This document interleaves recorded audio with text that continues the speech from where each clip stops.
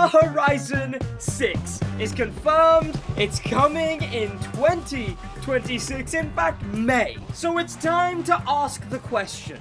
I've done all the breakdowns that I want to do on the new Forza Horizon 6 info, so it's time to talk about the crew. Horizon 5 was definitely a big game, even all the way till the end of its life cycle. Evident by the fact that, like, if I do videos on Horizon on the main channel, even 5, they would still do better than the crew. But the crew was undeniably the runner-up game. It's the game that a lot of people were going, oh, you know what? As a Forza guy, I tried it out and it's actually really fun. It's a festival racer, but it's set in Hawaii and it does a lot of interesting things.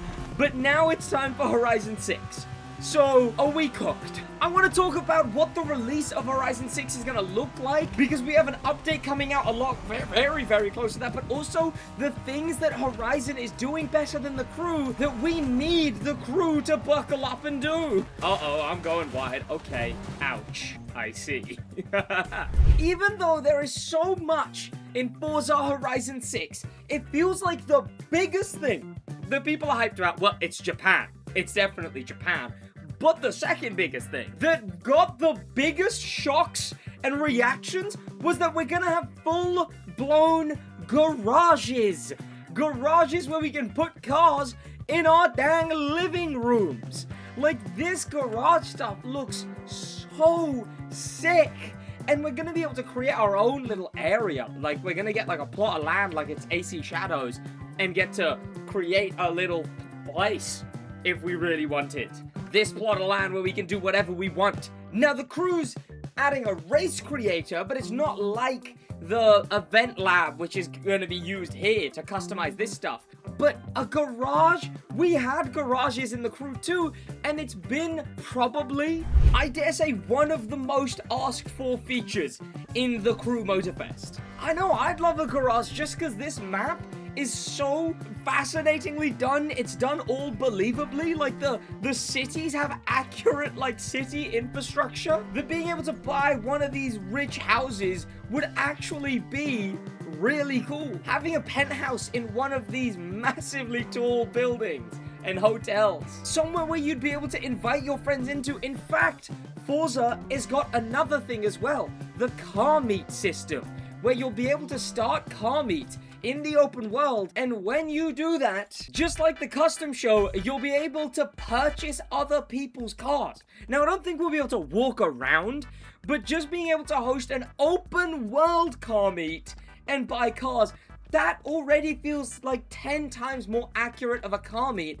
than the Crew Motorfest has. And look, I could talk about all the things that the Crew Motorfest does better, and then I think we'll still have done better once Horizon 6 is out, but this just isn't the video for that. They're even catching up in customization. I mean, the crew recently did the whole rims and wheels and all of that stuff update, but Forza is now getting there. With the mismatched rims that we can do in the crew, I mean, you can see just on this car, I have the wheels done very specifically with the red outline and the white on the inside. Whereas I don't know if you can do that in Forza. I know that now you can do mismatched wheels. Granted, the crew does have 800 vehicles, where Horizon 6 will be launching with 550, but obviously Horizon 6 is going to climb and climb and climb in car count, just like Horizon 5 did, and Horizon 5 ended at 900. And if this game's gonna outdo that, we could maybe see a Horizon game with 1,000 cars. And I've definitely noticed the crew get a little sluggish with car additions. Now, granted, I do count them as separate cars, because they technically are, and it makes for a bigger number in titles. But a bunch of cars have been re-liveried cars, and Summit cars are an interesting choice recently, as in the Summit we've seen cars that are just specific, slightly more rare versions of cars. The prime example, of course, being the Star Package, which is just like an option. Like, when you buy an AMG 1, you can just get this livery inspired by their Formula 1 team. You can just get this added to your Mercedes. But to me, that looks like two things, and I'm afraid it's a really difficult game they're playing, because it seems like they're going for the more car guy stuff, because they've been sort of leaving behind the silly car, the silly customized exclusive variants. I mean, back at the start of the game, we had stuff like this thing, which was kind of based on a different version of the Ford GT, but then we just had the usual body kits that were barely different. Then they brought back a Crew one, but kind of finally started doing really noticeable edition versions of cars. Like the Stealth Edition, the Black Panther car, the Shmee's obviously is just a real... That's just Shmee's real car. I guess this is where it started, where they just started doing specs of cars as the exclusive version. But they kept it going a little, and they seem to have landed on one of the cars being a different version, like a different customized spec. In this update, it was obviously the Red Fury below me. In this update, they did have two, to be fair, and then two that were just a different version, and then just like a time attack version, unnoticeable, and then one that's literally just a livery. They're going for these cars that have real life meaning rather than just this car but with a body kit. But the issue is a lot of the dedicated fans have sort of not liked that, because you can't really notice that it's a different car, thus it feels less desirable to win it, because you can't really see in the PvP or wherever it may be that, oh, they're using a different vehicle than the base version.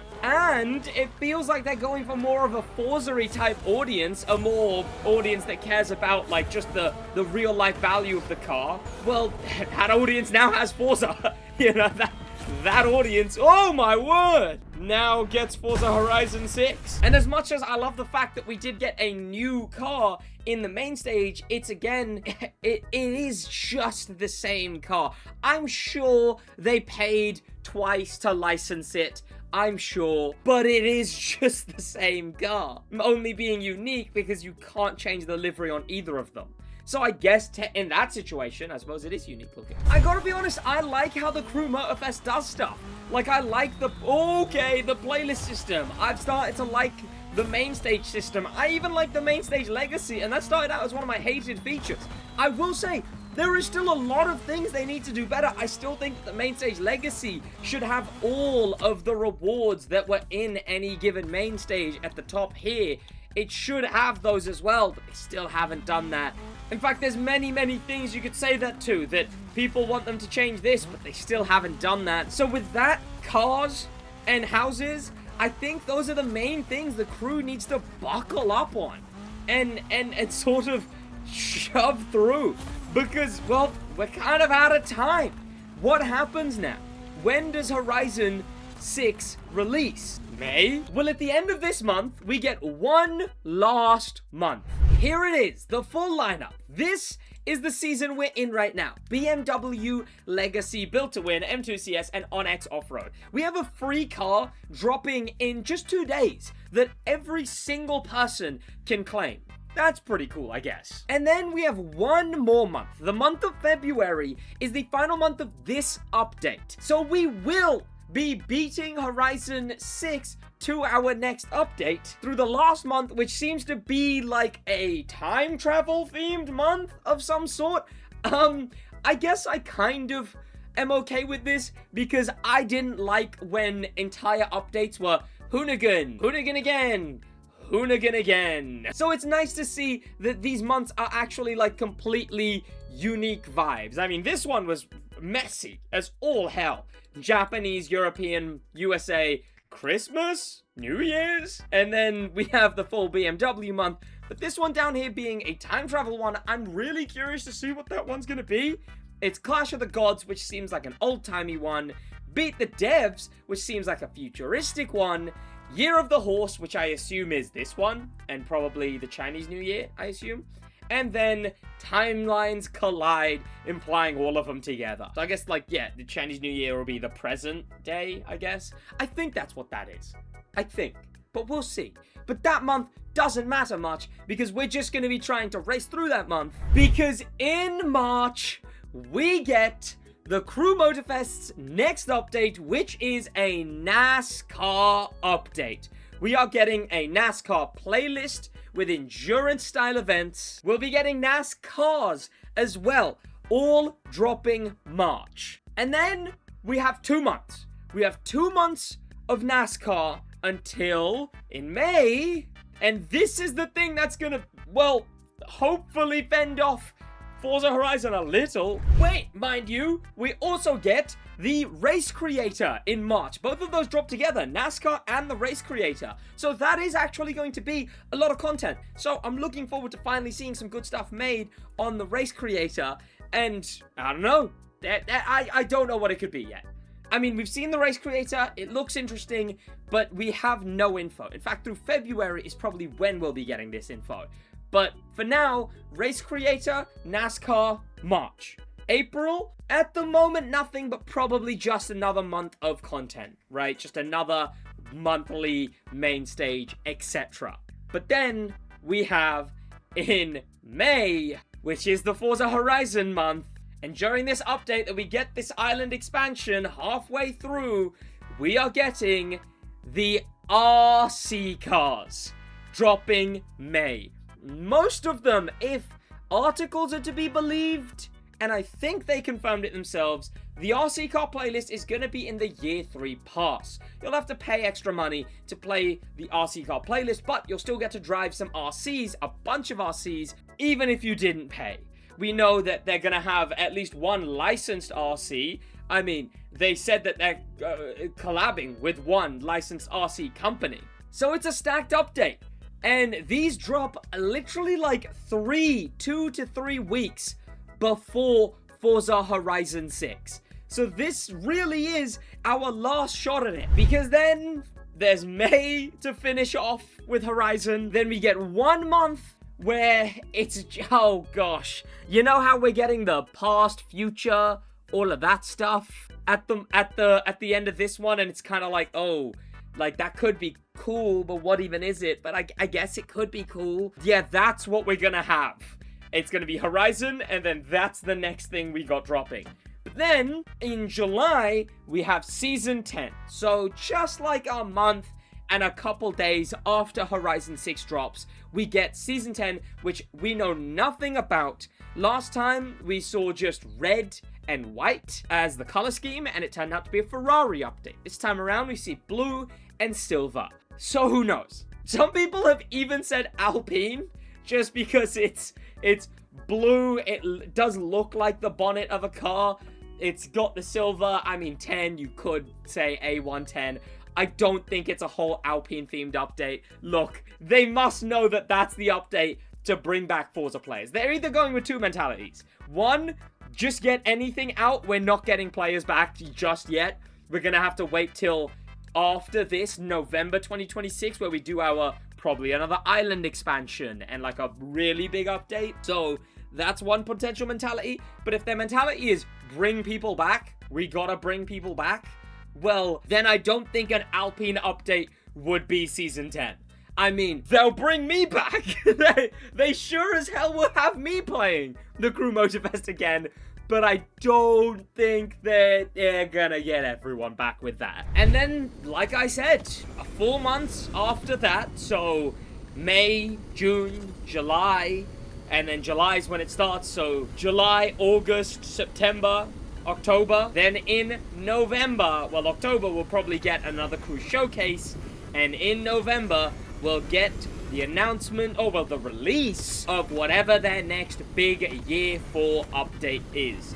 It'll likely be a map expansion again, because they've made a trend of that. Even though they delayed this one, they might delay it again to the middle one, so instead of dropping November, it drops 1 year from, well, March, I guess. Because they've unfortunately now made a trend of doing it, that every, like, update year, there's a new island, even if it's not straight away in November. Obviously, I and many people would love to see the top left island, Kauai, because we have confirmation that they're going to be doing Molokai and Lanai as race creator islands. They're going to be blank. I mean, poor Molokai and Lanai. They're going to be fully blank. They're going to do them in this little water area that I'm trying to get into. That's why they renamed this island and this island, because they were gonna turn them into race creator islands. Originally, those islands were called Molokai and Lanai, which, to be fair, even worse than just being race creator islands, was being islands that look nothing like the real island and are this big. But this island, however, is Kauai, and it's the last, like, not massive island left. We have the island of Hawaii, which is like the combined size of all of these islands. So I don't think they'll do that one.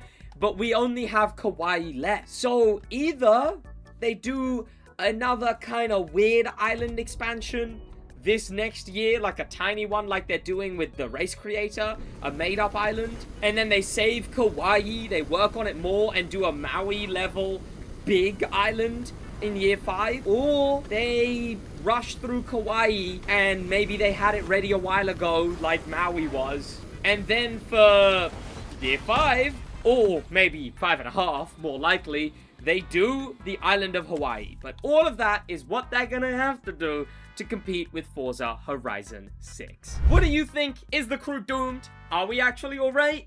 Are you gonna keep playing the crew, or are you gonna come back when they add something good? That's gonna be about it for me. Thank you so much for watching. In a bit.